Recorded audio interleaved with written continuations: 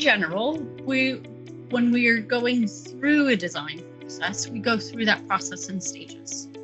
Many of you may be familiar with our IBA stages of work.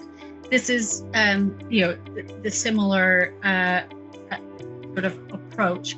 We've modified our stages somewhat. They're still in line with our IBA, but we've modified sort of the overall set of deliverables to be better suited to self-builders.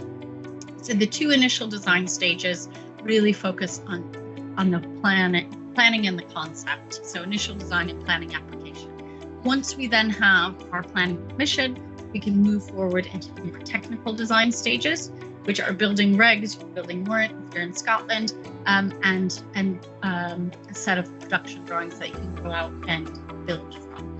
Then when we finish all those design stages, we're on site and we provide on-site